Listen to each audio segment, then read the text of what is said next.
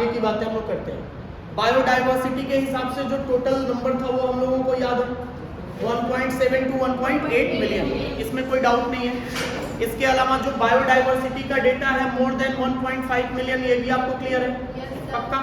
तो चलिए टैक्सोनॉमी हम लोगों ने लास्ट में पढ़ा था कि टैक्सोनॉमी क्या है, एक बार इसको रिवाइज कर लेते हैं ताकि इसी के साथ फिर कंटिन्यू हो जाए। हमने बात ये किया था कि जब भी टैक्सोनॉमी को हम डिफाइन करते हैं तो इसमें टोटल 2 टर्म आता है, मतलब 2 वर्ड होंगे।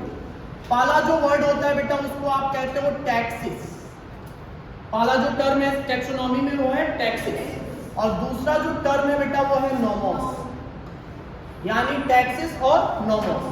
टैक्सिस का मतलब होता है अरेंजमेंट, तो टैक्सिस का जो मतलब होता है उसको हम लोग बोलते हैं अरेंजमेंट, और नोमोस का मतलब होता है लॉ, या आप बोल सकते हो प्रोसीजर। सिंपल अगर मैं डिफाइन करूं तो आप ये समझ रहे होंगे कि वह प्रिंसिपल, वह लॉ या वह प्रोसीजर जिसके द्वारा किसी भी लिविंग ऑर्गेनिज्म को हम लोग क्लासिफाई करते हैं, वही लॉ या प्रोसीजर क्या कहलाती है? टैक्सोनॉमी कहलाती है। तो जितने भी 15 से 18 लाख जो भी आपने एक डेटा पढ़ा हुआ है, उनके क्लासिफिकेशन के लिए जो प्रिंसिपल्स हमें रिक्वायर्ड होंगे, वही प्रिंसिपल आपकी क्या कहलाती है बेटा? टैक्सोनॉमी कहलाती है। इतना क्लियर है? टैक्सोनॉमी जो टर्म है, ये हम लोगों ने पढ़ा था कि जो टर्म है, ये टर्म किसने दिया है? Term point by APD कैंडोले। तो साइंटिस्ट का नाम आपको याद रखना है, APD कैंडोले साहब ने सबसे पहले ये नाम दिया था। फिर हम लोगों ने ये पढ़ा था बेटा कि फादर ऑफ टैक्सोनॉमी कौन है? Father of taxonomy, father of taxonomy किसे कहते हैं? टैक्सोनॉमी के फादर जब भी आपसे पूछे तो याद रखिए कैरोलस लीनियस, ये नाम आपको कई बार सुनने को मिलेगा, कैरोलस लीनियस।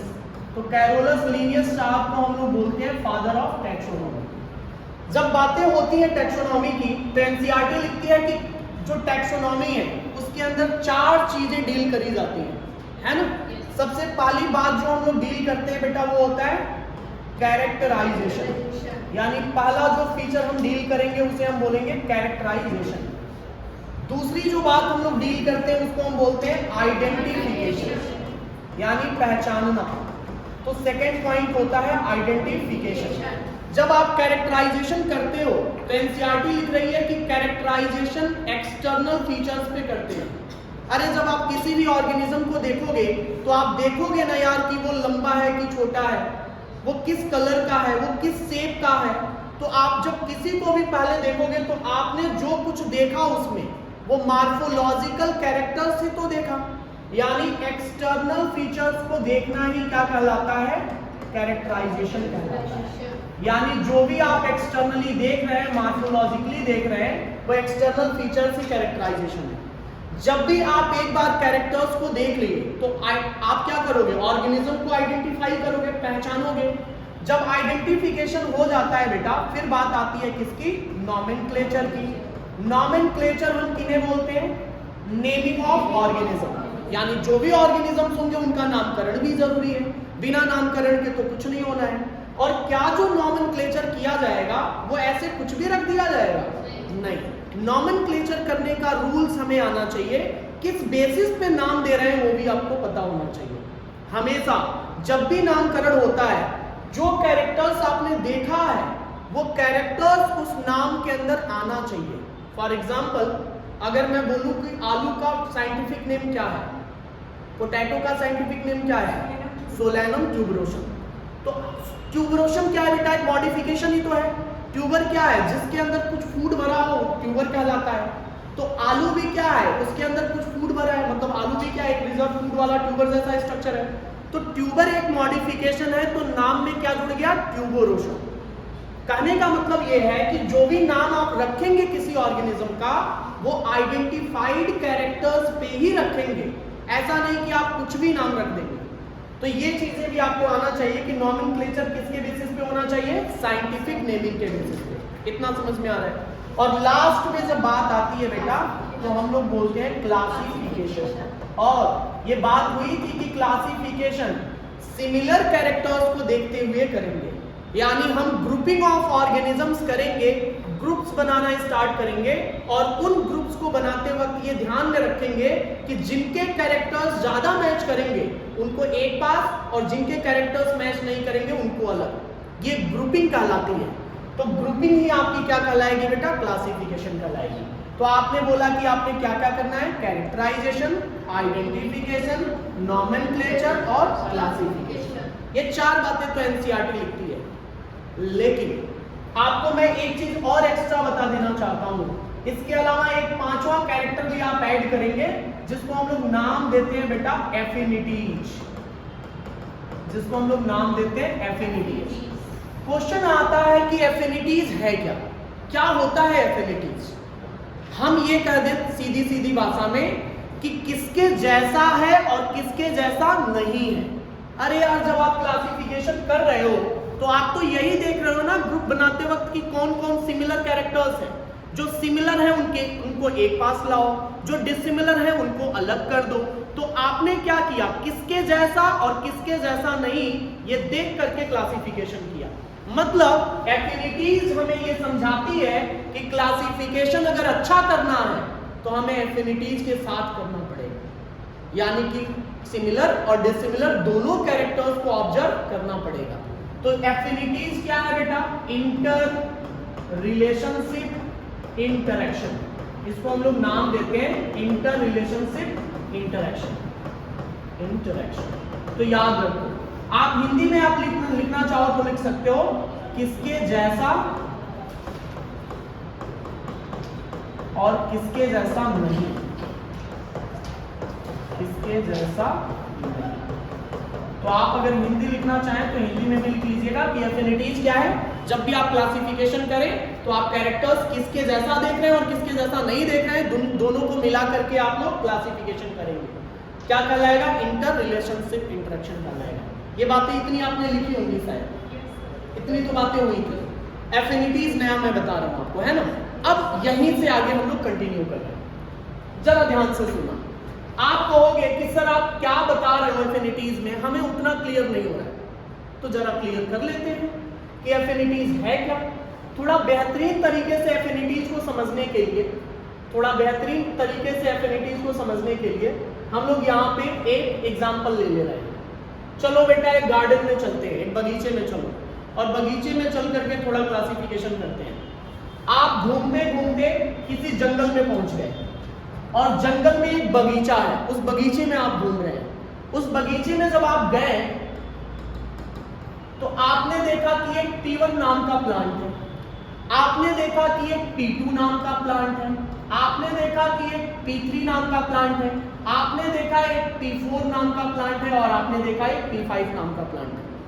टोटल आपने प्लांट कितने ऑब्जर्व किए? क्लियर है बेटा। आपने ये भी देखा कि जो P1 है इस प्लांट में फ्लावरिंग हो रही है, मतलब इनमें फ्लावर आ रहे हैं। जो P2 है आपने देखा इसमें फ्लावरिंग नहीं हो रही है। आपने देखा P3 इस प्लांट में भी फ्लावरिंग नहीं हो रही है, और आपने देखा जो P4 है इसमें भी फ्लावरिंग हो रही है, और P5 है इसमें भी फ्लावरिंग हो रही है। एफिनिटी समझा रहा हूं मैं, ध्यान से सुनो। क्या इस वाले को देख के आपके दिमाग में 2 बातें क्लिक कर रही है क्या? कि प्लांट तो हमारे पास 2 हैं, यानी कुछ ऐसे हैं जो फ्लावरिंग हैं और कुछ ऐसे हैं जो नॉन फ्लावरिंग हैं, यानी हमारे पास 2 तरीके के प्लांट मिल गए। क्या आपने पहला क्लासिफिकेशन यही कर लिया? बिल्कुल। आपने कहा कि sir P1, P4 and P5 को एक पास रख दो जो फ्लावरिंग वाले हैं, और आप नॉन फ्लावरिंग को जिसमें P2, P3 एक पास रख दो। तो पहला क्लासिफिकेशन तो आपने यही कर लिया। लेकिन यार एक चीज और बताओ, ये P1, P4 एंड P5 अगर आप इसको देखते हो तो जरा आमने सामने रख के भी देख लो कि किनके कैरेक्टर्स ज्यादा मैच कर रहे हैं और किनके कैरेक्टर्स कम मैच कर रहे हैं। आपने क्या किया? आपने P1 को P4 के साथ रखा, यानी एक P1 प्लांट लिया, एक P4 प्लांट लिया, और दोनों के कैरेक्टर्स मिलाने स्टार्ट किए। आपने देखा कि P1 में जितने कैरेक्टर्स हैं वो मैक्सिमम 7 कैरेक्टर्स P4 के साथ मैच कर रहे हैं। मतलब P1 और P4 को जब आपने मिलाया तो आपने देखा कि केवल 7 सिमिलर कैरेक्टर्स हैं। कितने सिमिलर कैरेक्टर्स? 7। आपने देखा 7 सिमिलर कैरेक्टर्स हैं। मैं समझा रहा हूं, उसको समझना थोड़ा ध्यान से। तो यहां टोटल 7 सिमिलर कैरेक्टर्स हैं। फिर आप कहेंगे ऐसे नहीं चलेगा, मैं P1 P5 को भी रख के देख लूं। तो आपने क्या किया, P1 और P5 को भी आमने सामने रखा और इनके भी कैरेक्टर्स मिलाए। तो आपने देखा कि यहाँ पे 10 सिमिलर कैरेक्टर्स मिल रहे हैं। बेटा कितने सिमिलर कैरेक्टर्स मिल रहे हैं? अब आप बच्चे हमसे तुरंत बोल उठोगे कि सर P1 के साथ P5 को रखो ना, P4 को हटा दो। क्योंकि P1 और P5 में ज्यादा सिमिलर कैरेक्टर है।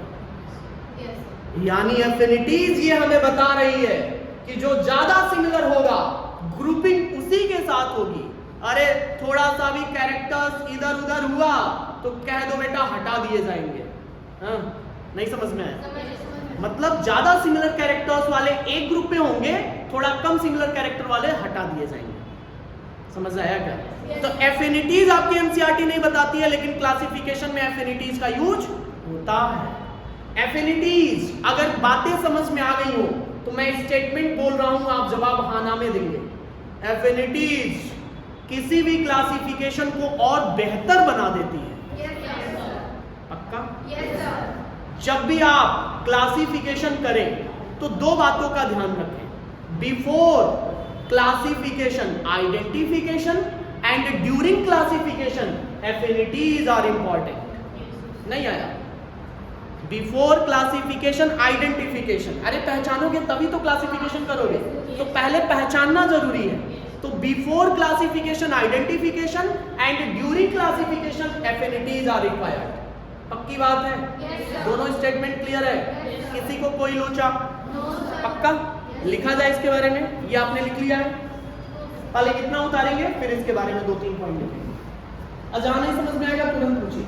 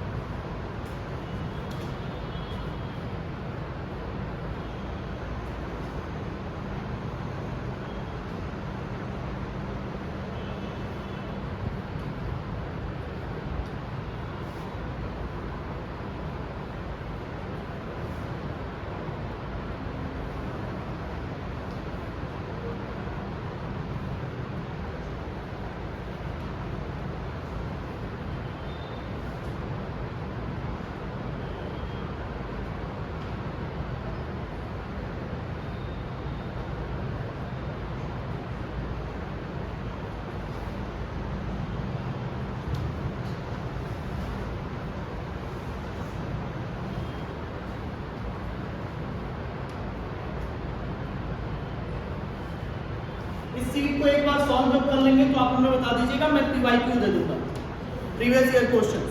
जैसे ही चैप्टर खत्म होगा पीवाईक्यू सॉल्व करके ही आगे चैप्टर्स में मूव करेंगे। ठीक है? इस चैप्टर में लगभग 60-70 क्वेश्चन है। टॉपिक्स जो दिया गया है 72 92 क्वेश्चन इसमें हो जाएगा। लगभग 15 से 20 हम लोग पीवाईक्यू करेंगे, है ना? काफी है इतना। अगर आपने क्वेश्चंस को समझ लिया और कर लिया तो इससे ज्यादा बाहर से कुछ नहीं पूछेगा। लेकिन जब क्वेश्चन करिए तो पूरा दिमाग यूज करके करिए, ये नहीं कि पीछे से आंसर देके मत करिएगा, ये आपको ही फायदा करेगा। हो गया इतना? तो बेटा हम लोगों ने 4 बातें करी हैं। एफिनिटीज नया हम लोग पढ़ रहे हैं, तो एफिनिटीज के बारे में अब थोड़ी सी चर्चा हो जाए। एक नोट लिखेंगे बेटा, एक नोट लिखिए। बिफोर क्लासिफिकेशन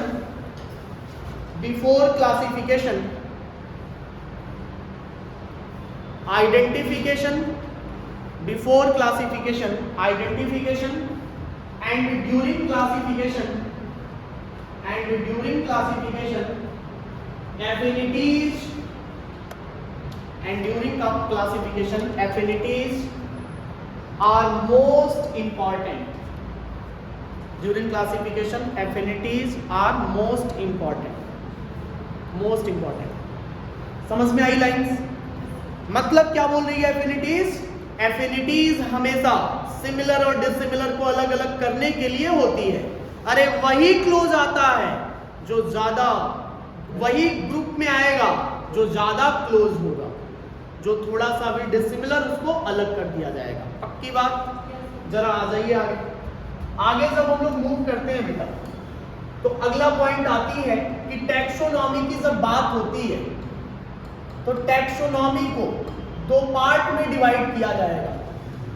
प्लांट की स्टडी जब हम करते हैं, मतलब प्लांट टैक्सोनॉमी कहलाती है। तो प्लांट टैक्सोनॉमी, और अगर एनिमल्स के बारे में टैक्सोनॉमी करेंगे तो एनिमल टैक्सोनॉमी के नाम से जाना जाएगा। तो आपको टैक्सोनॉमी तो दोनों का ही पढ़ना है, plant taxonomy as well as animal taxonomy.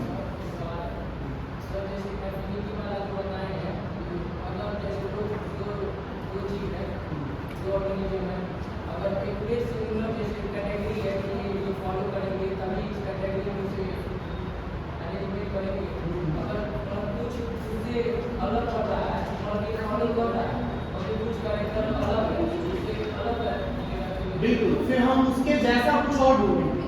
अगर उसके जैसा कुछ और नहीं मिला तब तो उसी पे रखेंगे, लेकिन उसके जैसे कुछ और मिल गए तो उनकी ग्रुपिंग अलग मिल जाएगी।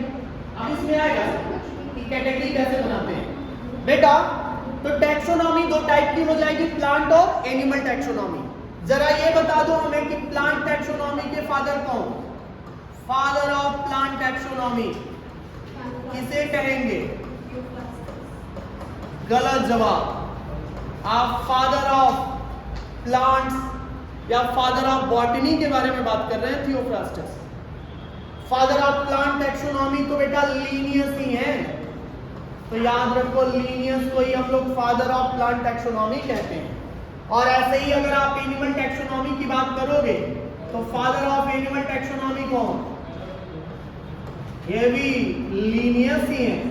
तो father of animal and plant taxonomy सीधी सी बात है, लीनियस ही होंगे। कुछ जरा और सुन लीजिए एक एक्स्ट्रा पॉइंट। कभी कभी कुछ जगहों पे ऐसा लिखा हुआ है कि father of ancient plant taxonomy Theophrastus. अगर आपसे कभी ऐसा पूछ दे कि who is the father of ancient plant taxonomy, कह देना बेटा थियोफ्रास्टस। लेकिन अगर आपसे प्लांट टैक्सोनॉमी के फादर पूछता है तो आप जवाब, क्योंकि आप तो पहले अच्छा ही सोचेंगे, अरे उसे पूछना ही होगा तो लिख के देगा कि बताओ रे बेटा एंशिएंट फादर टैक्सोनॉमी कौन, तो उस हिसाब से सोचिएगा। तो यहां पे लिख लीजिए एक एरो दे करके कि अगर कभी आपसे पूछ दे तो who is the father of ancient plant taxonomy, कह देना बेटा थियोफ्रास्टस। तो थियोफ्रास्टस को हम लोग एंशिएंट प्लांट टैक्सोनॉमी के नाम से जानते हैं।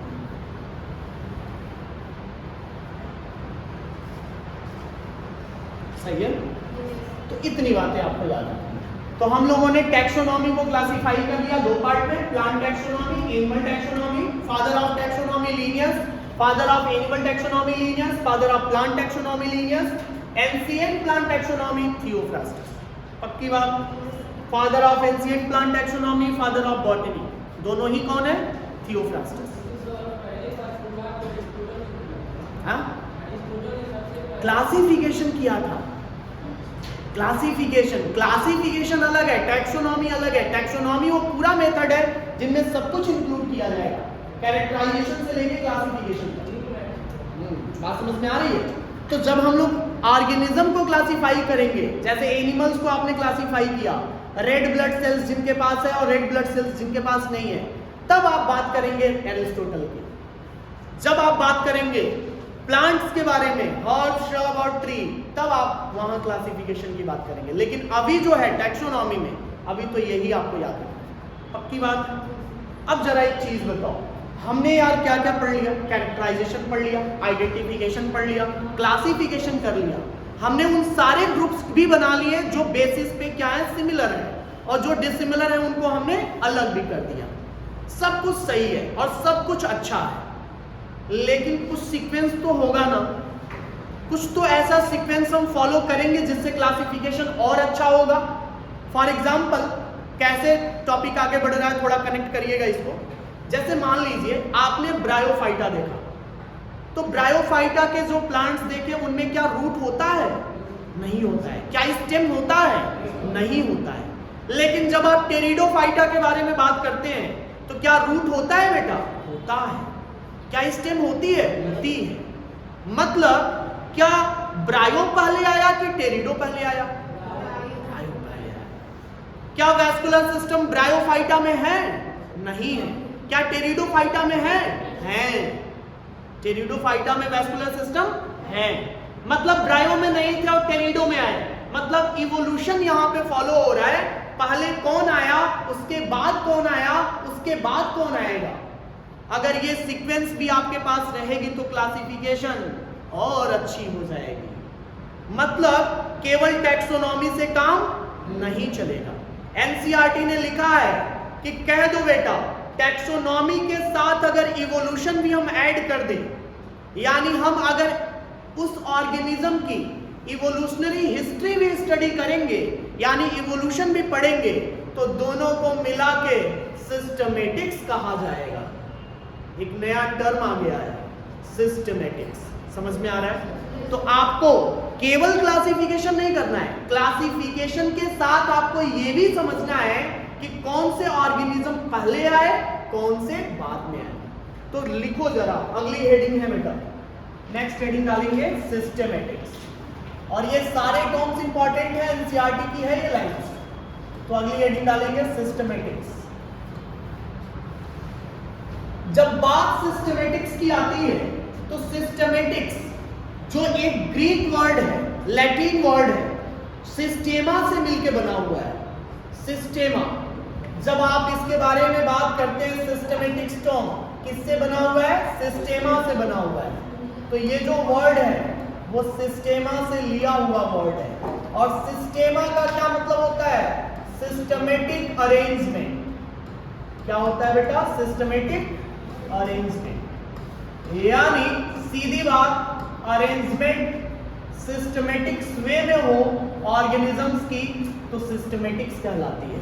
Systematic arrangement of living organism is known as systematics. सीधी बात, सिस्टमेटिक्स को जब भी आपको डिफाइन करना होगा, लिख देना बेटा टैक्सोनॉमी के साथ। जब भी हम लोग स्टडी करेंगे इवोल्यूशन की, क्या कहलाएगा? सिस्टमेटिक्स कहलाएगा। यानी टैक्सोनॉमी प्लस इवोल्यूशन मिला के क्या हो जाएगा? सिस्टमेटिक्स हो जाएगा। समझ पा रहे हैं? अब जब भी सिस्टमेटिक्स की क्या जरूरत है? सिस्टमेटिक्स की कुछ तो जरूरत होगी। आपके लाइफ में भी सिस्टमेटिक्स का बड़ा रोल है। आप पहले जब छोटे क्लासों में होंगे और जब आपको असेंबली में बुलाया जाता होगा तो आपने देखा होगा कि छोटे बच्चों को आगे और बड़े बच्चों को पीछे रखा जाता है। कुछ तो फायदा होगा, तभी तो वो ऐसा अरेंजमेंट कर रहे हैं। यानी सिस्टमेटिक्स कुछ ना कुछ प्रॉपर अरेंजमेंट के लिए किया जाता है। यहाँ पे भी जब ऑर्गेनिज्म को हम क्लासिफाई करते हैं तो ऐसा ना हो कि कुछ कैरेक्टर्स इधर उधर हो जाए, इवोल्यूशन इधर उधर हो जाए, कोई पहले आया और बाद में आ जाए और कोई बाद में आया पहले आ जाए। ये सारी चीजों का डिस्क्रिप्शन लेते हुए जब हम क्लासिफिकेशन करेंगे तो सिस्टमेटिक्स कहलाएगा। क्या बेटा इवोल्यूशन फाइलोजेनी के नाम से जाना जाता है? इसके लिए बायो में टर्म क्या यूज होती है? फाइलोजेनी। यानी इवोल्यूशनरी हिस्ट्री को पढ़ना क्या कहलाता है? फाइलोजेनी कहलाता है। अब बात आती है कि यार सिस्टमेटिक्स हमने लिख लिया, सिस्टमेटिक अरेंजमेंट लिख लिया और टैक्सोनॉमी इवोल्यूशन मिला के सिस्टमेटिक्स होता है, ये भी जान लिया, लेकिन करेंगे कैसे? कुछ तो तरीका होगा सिस्टमेटिक्स का। तो सिस्टमेटिक्स को दो पार्ट में हम लोग क्लासिफाई करते हैं। एक होता है ओल्ड सिस्टमेटिक्स और एक होता है न्यू सिस्टमेटिक्स। ओल्ड सिस्टमेटिक्स के हिसाब से जब आप चलते हैं तो आप केवल एक्सटर्नल कैरेक्टर्स को देख करके ही क्लासिफिकेशन करोगे। मतलब आपने किसी ऑर्गेनिज्म को बाहर से देख लिया और उसी के बेसिस पे अगर आप क्लासिफिकेशन कर रहे हैं तो वो कहलाता है ओल्ड सिस्टमेटिक्स। लेकिन अगर आपने किसी ऑर्गेनिज्म को अंदर से भी ऑब्जर्व किया, उसके सेल्स की स्टडी भी करी, उसके क्रोमोसोम्स को भी देखा, उसकी एम्ब्रियोलॉजिकल स्टडी भी करी, अरे उसके केमिकल नेचर को भी पढ़ा, अगर ये सब कुछ कर रहे हो तो फिर वो नियो सिस्टमेटिक्स या न्यू सिस्टमेटिक्स के नाम से जाना जाएगा।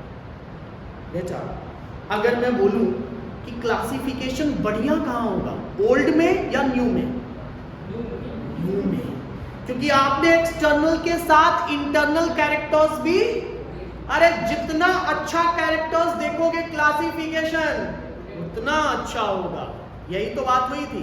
अरे जितना कम कैरेक्टर्स देखोगे क्लासिफिकेशन उतना खराब होगा। किसी भी चीज को क्लासिफाई करने के लिए पूरा डिटेल स्टडी आपको करना पड़ेगा। तो जरा एक पॉइंट लिखिए, लिखिए systematics. Systematics means systematic arrangement of organisms on the basis of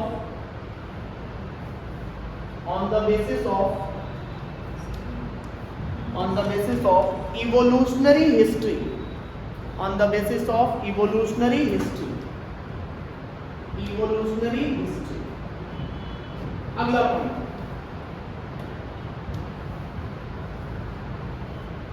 term systematics coined by Carolus Linnaeus। term systematics coined by Carolus Linnaeus।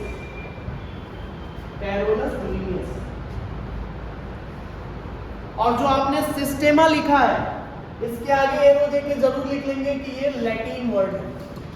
आपके एनसीईआरटी ने इसके बारे में डिस्कशन किया है, तो सिस्टेमा के आगे एरो देके लिख लेना, ये लैटिन वर्ड से डिराइव किया हुआ टर्म है, लैटिनाइज्ड वर्ड है। इतना क्लियर है? अब जरा आगे आ जाओ बेटा। जब आगे की तरफ आप आते हैं तो सिस्टमेटिक्स को थोड़ा और कायदे से देख लिया जाए कि और भी कुछ होता है क्या। सिस्टमेटिक्स को जब हम देखते हैं तो मैंने बोला कि सिस्टमेटिक्स को दो पार्ट में क्लासिफाई कर देंगे, यानी सिस्टमेटिक्स को दो हिस्सों में डिवाइड कर दिया गया। एक हमने बोला ओल्ड सिस्टमेटिक्स, तो एक हम लोग बोलते हैं बेटा ओल्ड सिस्टमेटिक्स, और एक जो नया बना है उसको कह दो न्यू सिस्टमेटिक्स, या इसी को हम लोग कहते हैं नियो सिस्टमेटिक्स, या इसी को हम लोग कहते हैं बायो सिस्टमेटिक्स।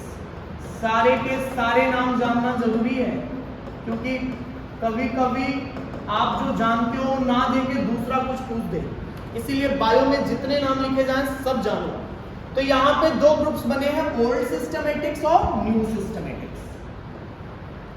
जब बात आती है बेटा ओल्ड सिस्टमेटिक्स की, तो कहा जाता है कि इसमें केवल आप क्या देखेंगे, एक्सटर्नल कैरेक्टर। तो इसमें हम लोग केवल ऑब्जर्व करेंगे कौन सा कैरेक्टर, एक्सटर्नल कैरेक्टर। अगर आपने केवल एक्सटर्नल कैरेक्टर्स को देख के क्लासिफिकेशन किया है तो कह देना आपने ओल्ड सिस्टमेटिक्स को फॉलो किया है। सही है बेटा। एक्सटर्नल कैरेक्टर्स में आप क्या देख सकते हो, लीफ देख सकते हो क्या, लीफ का शेप देख सकते हो, लीफ के साइज देख सकते हो। अगर ये सब कुछ देखा प्लांट में तो आपने एक्सटर्नल ही तो देखा। आप और क्या देख सकते हो, फ्लावर देख सकते हो, फ्लावर का कलर देख सकते हो, फ्लावर का साइज या शेप देख सकते हो। अगर आपने ये देखा तो आपने एक्सटर्नल ही तो देखा। आपने स्टेम देखा, स्टेम को बाहर से ही तो आप देख रहे हैं। मतलब कोई भी कैरेक्टर जो केवल हम बाहर से देखते हैं, उस कैरेक्टर्स के बेसिस पे क्लासिफिकेशन अगर हो जाए तो कहलाता है क्या, ओल्ड सिस्टमेटिक्स। पक्की बात। अब आ जाइए नियो में। जब नियो सिस्टमेटिक्स की बात आती है तो आपको यहां याद रखना है कि एक्सटर्नल तो देखेंगे, एक्सटर्नल कैरेक्टर्स तो देखना ही है, साथ में और क्या देखोगे, इंटरनल कैरेक्टर्स भी देखना है। अगर दोनों ही देख के क्लासिफिकेशन करोगे तो बताओ बेटा क्लासिफिकेशन अच्छा होगा कि खराब? समझ पा रहे हैं? यानी इंटरनल कैरेक्टर्स में हम क्या क्या देखेंगे इसकी भी बात होगी। तो जरा इसको लिखे न्यू सिस्टमैटिक्स में एक्सटर्नल प्लस इंटरनल कैरेक्टर्स। हो गया इतना? अब इंटरनल कैरेक्टर्स में क्या क्या कैरेक्टर्स आएंगे जरा इसको भी देखो। इंटरनल कैरेक्टर्स में जब आप आते हो तो क्या क्या कैरेक्टर्स इंटरनल में आएंगे? जैसे फॉर एग्जांपल आपने जब इंटरनल कैरेक्टर्स देखना स्टार्ट किया तो किसी के सेल की स्टडी आपने करी है, यानी सेल स्टडी किया, उसमें जो सेल्स हैं वो कैसे हैं। सेल के स्टडी को क्या साइटोटैक्सोनॉमी कहा जाएगा? कहा जाएगा साइटोटैक्सोनॉमी। साइटोटैक्सोनॉमी कह दो बेटा। यानी साइटोटैक्सोनॉमी में हम सेल का डिटेल उठा रहे हैं। आपकी एनसीईआरटी साइटोटैक्सोनॉमी में क्या क्या देखती है? साइटोटैक्सोनॉमी में वो देखती है क्रोमोसोम का नंबर, क्रोमोसोम का शेप, क्रोमोसोम के अरेंजमेंट। अगर आप ये सारी चीजें देख रहे हैं तो कह दो ये क्या है? साइटोटैक्सोनॉमी। आप कहोगे हमसे कि सर सेल में तो साइटोप्लाज्म भी होता है, सेल में तो सेल ऑर्गेनेल्स भी होते हैं, न्यूक्लियस भी होता है। अगर साइटोप्लाज्म और न्यूक्लियस दोनों ही है तो आपकी एनसीईआरटी सिर्फ न्यूक्लियस के पार्ट पे कंसीडर क्यों कर रही है? बोल दिया ना, एनसीईआरटी है और दूसरी चीज बायोलॉजी है। पहले जब आप एम्स के एग्जाम देते थे तो इनकी जो अरेंजमेंट हमने लिखा है इसके लिए एक अलग ग्रुप पढ़ाते थे, कैरियोटैक्सोनॉमी। न्यूक्लियस के सारे जो भी फीचर्स हैं उनकी स्टडी कैरियोटैक्सोनॉमी कहलाती थी, क्योंकि कैरियन का मतलब न्यूक्लियस होता है। लेकिन अगर आज एनसीईआरटी साइटोटैक्सोनॉमी में इनको बोल रही है तो हम भी बोल रहे हैं। क्या एनसीईआरटी गलत है या हम गलत हैं? कह दो बेटा ना एनसीईआरटी गलत है ना हम गलत हैं। अरे न्यूक्लियस भी तो पार्ट सेल का ही है, तो गलत तो कुछ भी नहीं है, सही है सब कुछ। सही बात है। तो याद रखिए साइटोटैक्सोनॉमी हमने सेल की स्टडी करी। कौन आ रहा है? अरे किसका फोन? ठीक है इतना। अब जिदम गड़बड़ा दिए। तो सेल स्ट्रक्चर्स की स्टडी अगर हमने करी तो साइटोटैक्सोनॉमी करी, पक्की बात। अगर मान लीजिए आपने केमिकल्स की स्टडी करी, उन प्लांट्स में क्या केमिकल्स हैं, अगर उनकी स्टडी आपने करी है तो क्या उसे कीमोटैक्सोनॉमी कहोगे? हम उसको कीमोटैक्सोनॉमी के नाम से जानेंगे बेटा। ध्यान से सुनना, बहुत डिटेल पढ़ा रहा हूं आपको, आगे बहुत काम देगा ये। जब केमिकल्स या कीमोटैक्सोनॉमी की बात आती है तो कीमोटैक्सोनॉमी में दो चीजें देखी जाती हैं, उसका केमिकल कैसा है और उसके अंदर टेस्ट क्या है, फ्रेग्रेंस क्या है। मतलब केमिकल्स में दो चीजें आ जाएंगी बेटा। एक तो हम टेस्ट के बेसिस पे क्लासिफिकेशन कर सकते हैं और एक हम लोग फ्रेग्रेंस के बेसिस पे क्लासिफिकेशन कर सकते हैं। जरा सुनना, अभी लिखना बंद करके। टेस्ट और फ्रेग्रेंस का एक एक एग्जांपल भी हो जाए। जब हम फ्रेग्रेंस की बात करते हैं, क्रूसीफेरी फैमिली, अभी ज्यादा दिमाग पे जोर मत डालिएगा, आप तो बस इतना याद रखो कि क्रूसीफेरी फैमिली में मूली आता है, रेडिस। क्या मूली को उबालते हो बहुत गंदा स्मेल करता है? यानी जो उसका पंजेंट स्मेल है वो किसी ना किसी केमिकल के कारण ही तो होगा यार। यानी उस केमिकल्स के प्रेजेंस होने के कारण उसका क्या है, फ्रेग्रेंस है, या उसका जो स्मेल है वो है।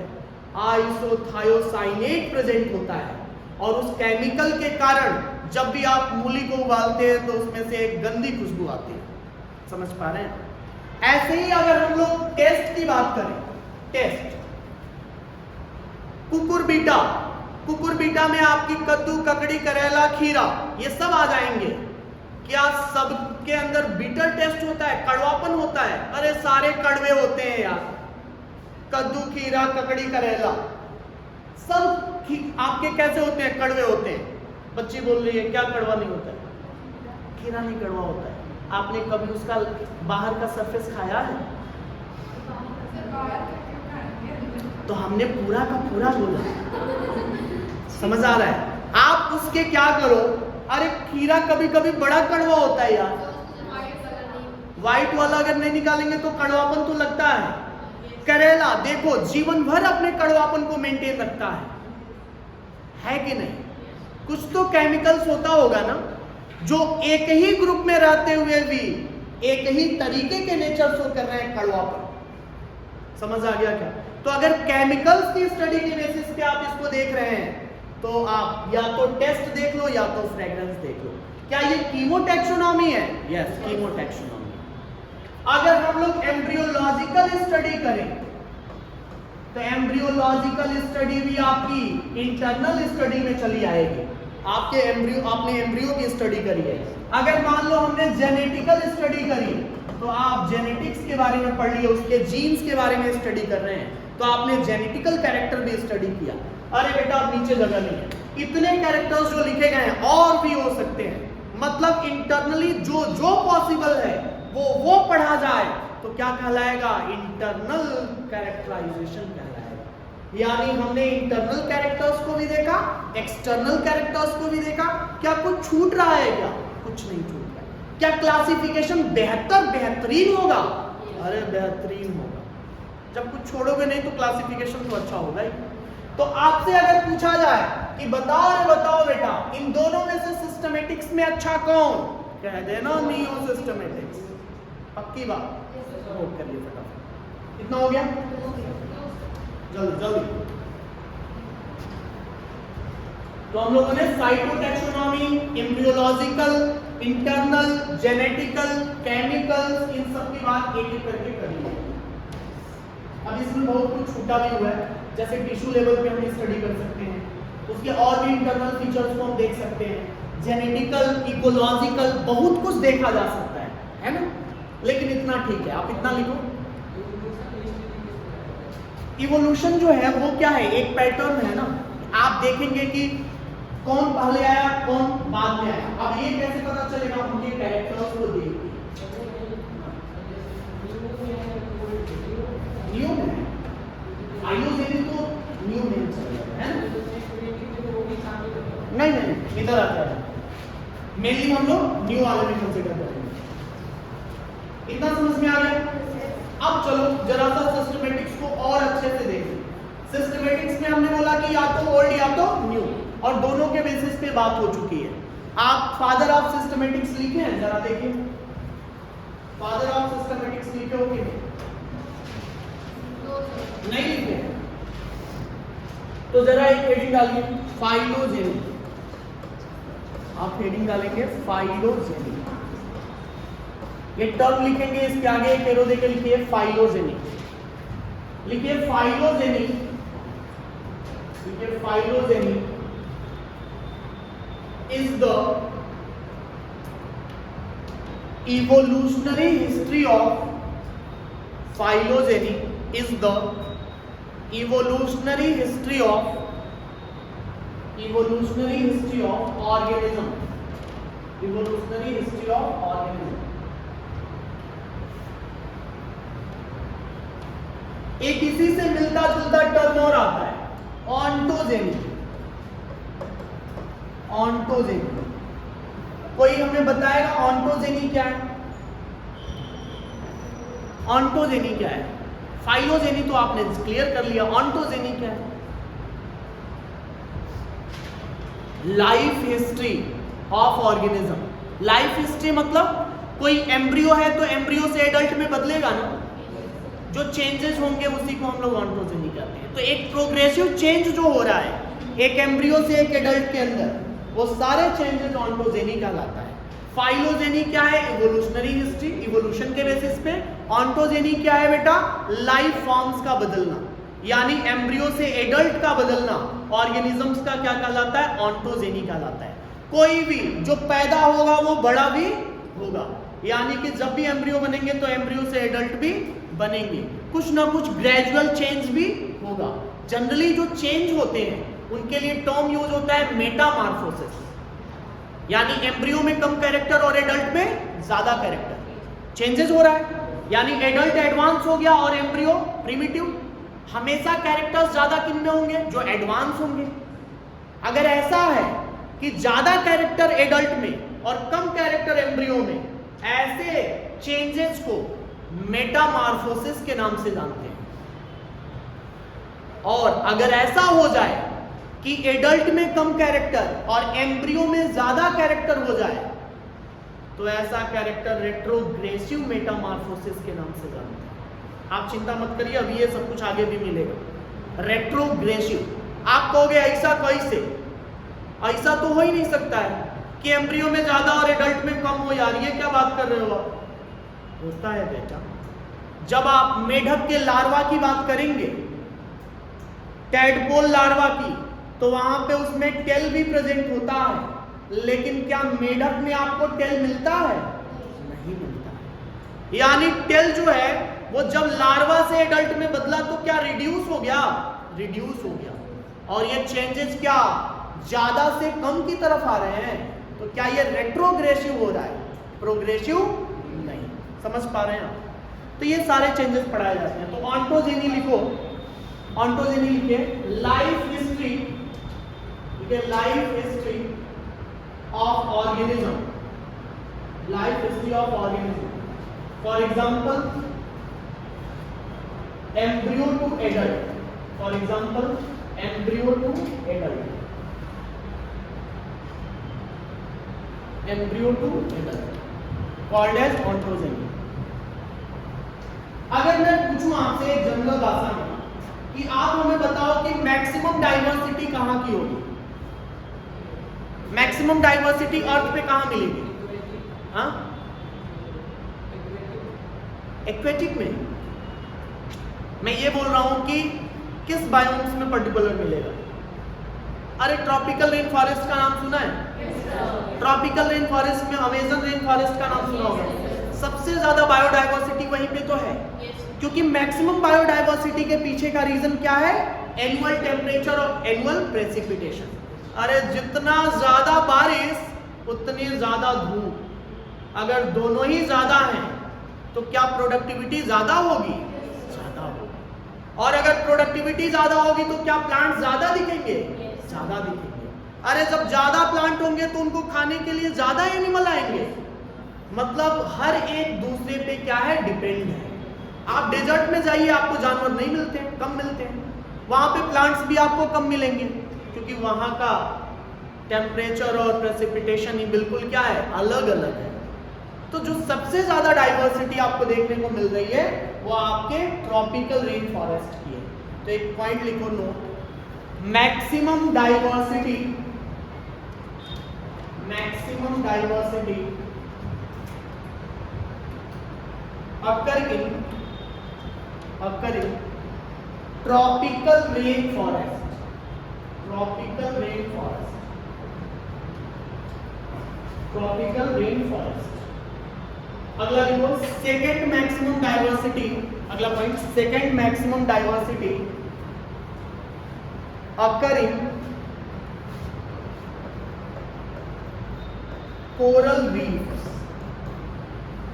तो लिखिए, second maximum diversity occur in coral reefs, coral reefs. इतना क्लियर है बेटा? तो ये चीजें हम लोगों ने खत्म कर ली है। यहां तक आपको कोई डाउट हो तो आप पूछ लीजिए, आगे चलते हैं। हाँ, कोरल रीफ्स के बारे में जब बात आती है, आपने देखा होगा कि जो वाटर वाला मीडियम होता है वहां पे क्या होते हैं कि जो ऑर्गेनिजम्स होते हैं बिल्कुल या तो नीचे से पकड़े होंगे या तो ऊपर। अभी अलग से हम उसको एक्सप्लेन करेंगे, डायग्रामेटिक है ना, तो इसको एक्सप्लेन करेंगे। यहां तक आपको क्लियर है? ये टर्म्स आपको आगे भी मिलेंगे, तो आगे भी हम लोग डिस्कशन करेंगे।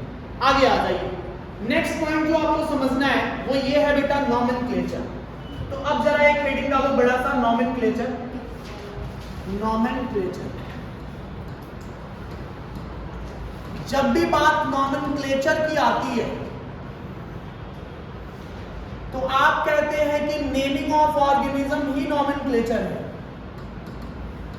नेमिंग ऑफ ऑर्गेनिज्म ही नॉमेनक्लेचर है। Naming of organism on the basis of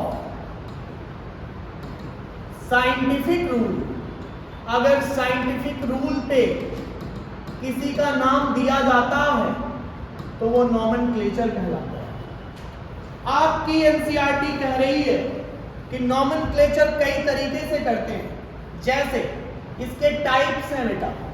तो पहला जो टाइप्स हम लोग पढ़ते हैं उसको बोलते हो वर्नाकुलर नेमिंग सिस्टम। तो इसमें जो पहला नाम आता है वर्नाकुलर नॉमेनक्लेचर, वर्नाकुलर नॉमेनक्लेचर। जब भी बात वर्नाकुलर नॉमेनक्लेचर की होती है आप कहते हैं लोकल नेमिंग, लोकल नेमिंग। यानी आपने कुछ कैरेक्टर्स देखा और उसके नामकरण कर दिए, लेकिन आपने वहां पे कोई साइंटिफिक रूल फॉलो नहीं किया, आपने बस ऐसे लोकल नाम दे दिया। जैसे मैंगो का नाम आम, मैंगो, ये क्या है? लोकल नाम ही तो है। आपको ऐसा थोड़ी है कि अमेरिका में भी इसी नाम से बुलाया जाता होगा, वहां पे कुछ नाम लोकल नाम अलग होगा। जैसे इधर के लोग, यूपी के लोग कुत्ता बुलाते हैं, बिहार वाले कुकुर बुलाते हैं, है कि नहीं? और जो इंग्लिश बोलेंगे वो डॉग बुलाएंगे, है कि नहीं? तो इसीलिए हम बोलते हैं कि अलग अलग नाम अलग अलग जगहों या अलग अलग राज्यों में बोला जाएगा। तो ये क्या हर जगह एक्सेप्टेड होगा? हर जगह एक्सेप्टेड नहीं होगा। तो क्या ये फॉलो होगा? क्या नहीं फॉलो होगा। हम तो वो सिस्टम बनाना चाहते हैं यार जो हर जगह फॉलो हो। तो आ जाओ दूसरे पे। दूसरा जो नॉमेनक्लेचर आया उसका नाम दिया गया पॉलिनोमियल नॉमेनक्लेचर, पॉलिनोमियल नॉमेनक्लेचर। बड़े ध्यान से सुनते चलना बेटा, क्योंकि सारे क्वेश्चंस बनते हैं। पॉलिनोमियल नॉमेनक्लेचर, पॉलिनोमियल को अगर आप तोड़ोगे तो क्या दो टर्म मिलेगा? पॉली का मतलब मेनी और नोमियल का मतलब होता है नेमिंग। बहुत सारे नाम देना पॉलिनोमियल नॉमेनक्लेचर कहलाता है। यानी एक ऑर्गेनिज्म के बहुत सारे नाम दे दिए जाएं। क्या ये वैलिड होगा? वैलिड नहीं होगा, क्योंकि आपको टोटल नाम कितने रखने हैं? 17 से 18 लाख। आप सोचो, किसी एक अगर ऑर्गेनिज्म का नाम हम 6 लेटर 7 लेटर का रख भी दे तो क्या वो याद होगा? क्या 7 वर्ड उसमें है तो क्या याद होंगे? क्या आसानी से याद नहीं होंगे। लिखने में भी मुश्किल होगा, याद करने में भी मुश्किल होगा, तो सब चीज में दिक्कत आएगी। तो हम बोलते हैं कि polynomial nomenclature not valid, valid नहीं है, तो हटा दिया गया, इसको भी फॉलो नहीं किया गया। फिर एक तीसरा सिस्टम आया। तीसरा जो आता है उसको हम लोग बोलते हैं बाइनोमियल नॉमेनक्लेचर, और हमें लगता है ये सभी ने सुना होगा, बाइनोमियल नॉमेनक्लेचर। जब बात बेटा बाइनोमियल नॉमेनक्लेचर की आती है, नाम से ही पता चल रहा है, बाई मतलब दो, नोमियल मतलब नेम, बाई का मतलब टू और नोमियल मतलब नेम। किसी भी ऑर्गेनिज्म का कम से कम जो भी नाम रखा जाएगा वो 2 वर्ड से मिलकर बना होना चाहिए। कम से कम 2, कम से कम भी और ज्यादा से ज्यादा भी, ना 2 से ज्यादा ना 2 से कम। हर एक ऑर्गेनिज्म का नाम 2 वर्ड से मिलकर रखा जाएगा, बाइनोमियल नॉमेनक्लेचर कहलाएगा। इस सिस्टम को सबसे पहले जिसने बताया था उनका नाम था गैस्पर बाउहीन। क्या नाम था? गैस्पर बाउहीन नाम था। लेकिन आपको इसका डिटेल नहीं पढ़ाया जाता है, उसका रीजन है साइंटिस्ट गैस्पर बाउहीन ने जब इसके बारे में बताया तो उन्होंने ज्यादा एक्सप्लेन नहीं कर पाए, बस कॉन्सेप्ट बताए थे, कोई एक्सप्लेनेशन कोई तरीका नहीं बताया, तो बाद में इनको खारिज कर दिया गया। बाद में एक साइंटिस्ट और आए जिनका नाम कैरोलस लीनियस है, उन्होंने इस रूल को एक्सप्लेन किया, समझाया और इसके बारे में सारा डिटेल बताया, बाइनोमियल नॉमेनक्लेचर कहलाया। आपकी जानकारी के लिए एक चीज और बता दूं, कैरोलस लीनियस का बचपन का नाम जो मम्मी पापा ने रखा था कैरोल वॉन लिन था। कितने वर्ड दिखाई दे रहे हैं? 3। कैरोल वॉन लिन। अब बताओ, आप समाज सुधारने निकले हो और खुद ही भ्रष्ट हो तो सुधार पाओगे क्या? कैरोलस लीनियस जब नामकरण करने के लिए आए तो इन्होंने देखा, अरे बाप रे, हमारी नबूवत 3 वर्ड से मिलके बना है, तो हम कैसे कहें कि किसी भी ऑर्गेनिज्म का कम से कम 2 नाम होना चाहिए? तो पहले उन्होंने अपना नाम सुधारा, कैरोल वॉन लीन क्या हो गए? Carolus Linnaeus. समझ में आ रहा है? तो बाइनोमियल नोमेनक्लेचर किसने दिया था? आपको याद रखना है, कैरोलस लीनियस ने दिया था। समझ में आ रहा है ना? तो चलिए हेडिंग डालिए, अब इसी का डिटेल पढ़ना है, तो अगली हेडिंग डालो, binomial nomenclature. Binomial nomenclature, binomial nomenclature. आप लिखेंगे फर्स्ट पॉइंट, फाउंडर, या लिख सकते हो given by Carolus Linnaeus. Founder या गिवन बाय लिखिए कैरोलस लीनियस। इनका एक्चुअल में नाम क्या था? रियल नेम क्या था? कैरोल वॉन लीन, ये नाम इनका था, कैरोल वॉन लीन। तो लिख लीजिएगा real name carol von lean.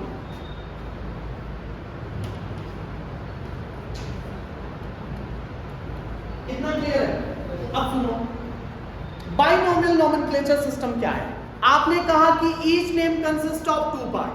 The first part is the generic name and second part is the specific epithet.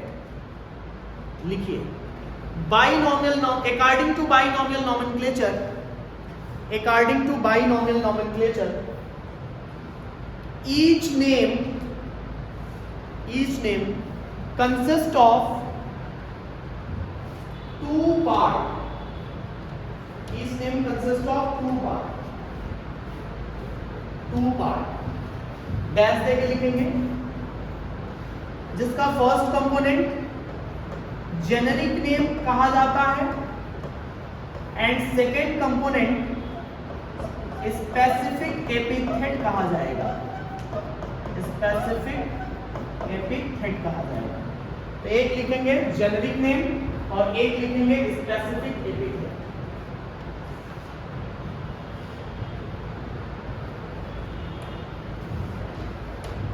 पक्का? अब जब बात आती है नोमेनक्लेचर या बाइनोमियल नोमेनक्लेचर की, तो लीनियस साहब जो थे, लीनियस साहब plants nomenclature, plant binomial nomenclature भी किए और एनिमल नोमेनक्लेचर भी किए। मतलब एनिमल्स का भी 2-2 नाम देना स्टार्ट किया और प्लांट का भी। तो लीनियस के आगे एरो देके लिखेंगे, डैश देके, plant nomenclature as well as animal nomenclature, plant nomenclature as well as animal nomenclature। अब plant nomenclature लिखो एक अलग से हेडिंग, एक अलग से हेडिंग डालिएगा, plant nomenclature, plant nomenclature।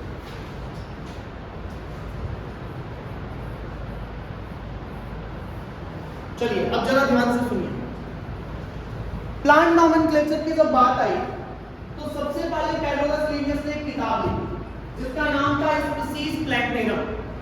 Species प्लैंटेरम 1753 में लिखी गई, 1753, 1753 में जब उन्होंने स्पीसीज प्लैंटेरम करके किताब लिखी, उसी में उन्होंने डिटेल इसके बारे में बताया।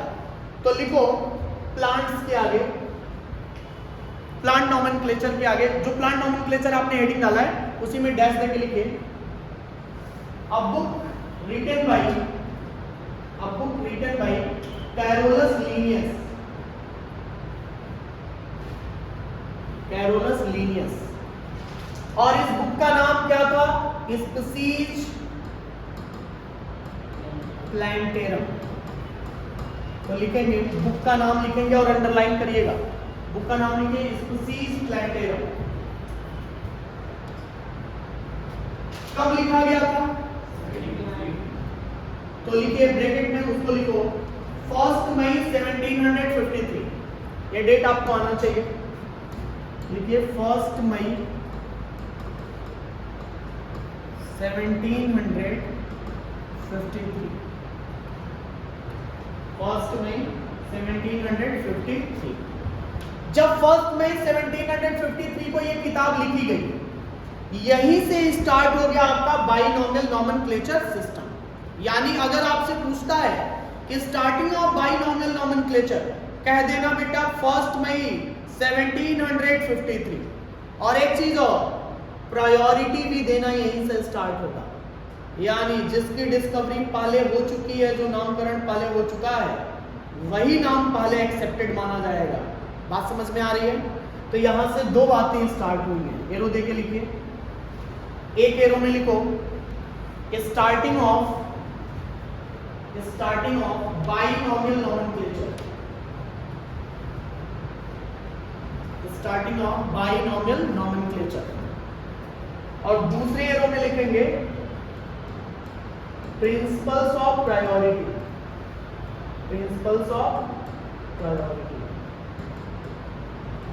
Principles of priority.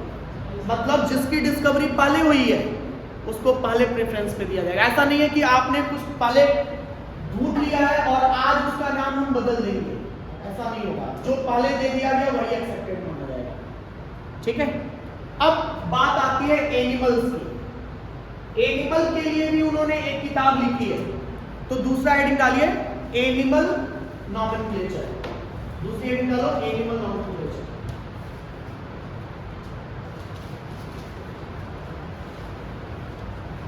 Animal nomenclature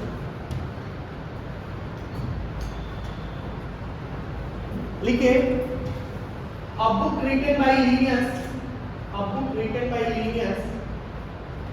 और उस बुक का नाम क्या था, कोई बताएगा बेटा? उस किताब का नाम था सिस्टेमा नेचुरी। ये दोनों ही बुक्स इंपॉर्टेंट हैं, सिस्टेमा नेचुरी। आपसे पूछा जाएगा स्पीसीज प्लांटेरम, कह देना प्लांट्स के लिए लिखी गई किताब है। आपसे पूछा जाएगा सिस्टेमा नेचुरी, एनिमल्स के बाइनोमियल नोमेनक्लेचर के लिए लिखा गया किताब है। जब सिस्टेमा नेचुरी की बात आती है तो इसको लिखा गया था 1 अगस्त है। तो लिखो 1 अगस्त 1758। लिखो 1 अगस्त 1758, 1 अगस्त 1758। तो क्या आपको ये दोनों बातें क्लियर हो पा रही है कि कब कौन सी किताब लिखी गई? सिस्टेमा नेचुरी का डेट आपको याद होना चाहिए 1 अगस्त 1758।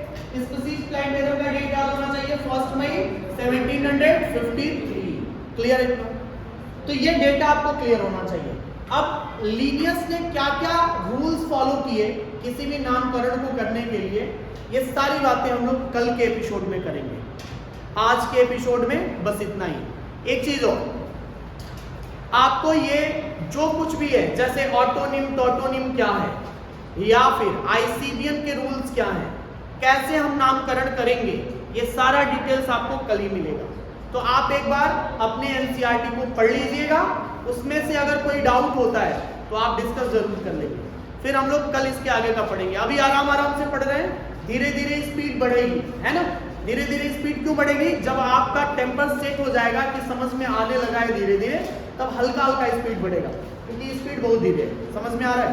तो अभी आपको समझ में पहले आने लगे, जब समझ में आ जाएगा तभी थोड़े लोगों की स्पीड बढ़ेगी, नहीं तो नहीं। इतना समझ में आ गया? चलिए, तो मिलते हैं अगले क्लास में।